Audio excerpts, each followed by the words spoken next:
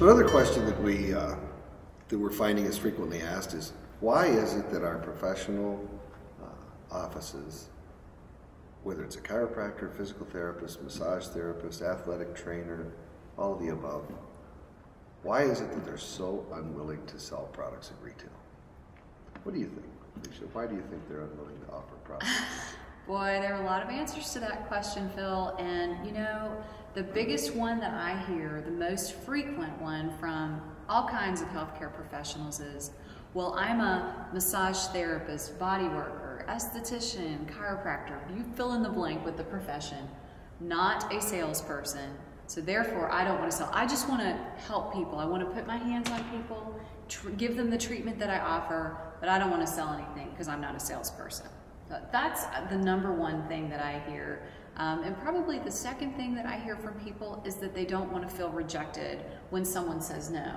So better not to ask the question at all rather than get that rejection because they just can't face it.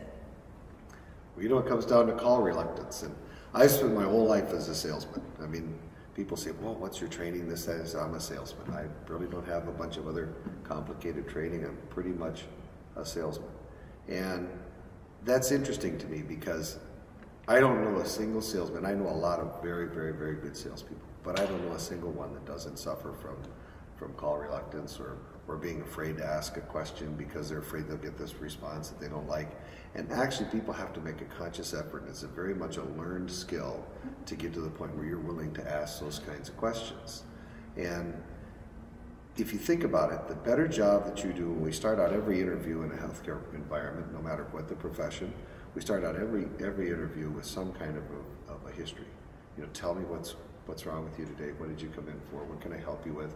And then people will go about listening to you all of the various things that are bothering them that they expect that you can help them with. I mean, I certainly do that whether I'm with a massage therapist, a chiropractor, or the dentist. I tell them exactly what my issue is. And so now they've opened up the opportunity for you to consult with them on quite a variety of choices as to how you can help them. And I find that professionals are very comfortable offering consultation. And consultation is the most effective and one of the very best forms of selling. And in fact, if you can consult with somebody and offer a solution to a problem, that's the absolute essence of selling. So I don't know anybody that's ever booked an appointment that didn't ask for an order, right? They ask, would you like to come in Tuesday or would you rather come in Thursday? Do you prefer mornings or afternoons? Right. And we all certainly work hard to make sure that the person at the front desk knows how to book an appointment. So I find it's interesting that they offer that I don't want to be a salesman. Well, and I think that it's very interesting if you think about just what you do in your everyday life. I don't care if you're a massage therapist, a chiropractor, a marketing specialist, a salesperson, a mom. It doesn't matter. At the end of the day, we're all two things. We're all consumers and we're all salespeople. Whether it's I'm trying to get my 6-year-old to eat the broccoli today because that's what's really best for them, or I'm trying to get a client to book another session with me, or one of my customers to come back to book something, or I'm trying to recommend a product to them.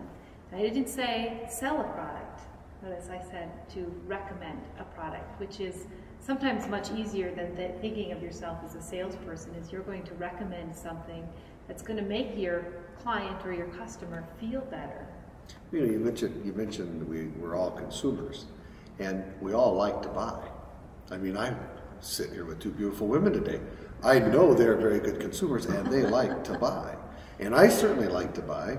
And so it's interesting that we have this overwhelming self-confidence issue that erodes our capacity to offer someone the opportunity to buy when we as ourselves are functioning as consumers. We really enjoy the other side of the process. We like to be in front of somebody who understands our need, explains it clearly, explains a variety of options, and gives us a choice as to how we can solve our problem or whatever it is. So we all like to buy.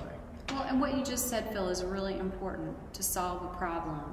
If you hold the key or the solution to your customers' problems through retail items, so like through a hot or cold pack, something that they could use to help their shoulder pain between visits, and you don't tell them about it, then you're really doing a disservice to that person rather than being a real service provider. you're sort of cutting off that information from them.